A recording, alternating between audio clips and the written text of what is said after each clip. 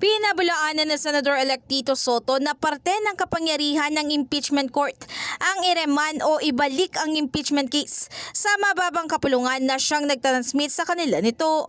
Ayon kay Soto, kung gusto ng mga senator judges na gumawa ng mga ganitong hakbang, ay mainam na ilagay nila ito sa impeachment rules. Dagdag pa niya, hindi rin po pwedeng magmosyon ang isang senator judge bilang tumatayo silang collectively at hindi individually.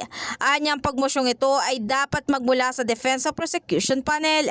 Maaalala sa mga nakaraang pag-convene ng Senado bilang impeachment court ay napagkasunduan naman ito na ireman na lang ang articles of impeachment laban sa Vice Presidente imbis nga na i-dismiss ito ng tuluyan.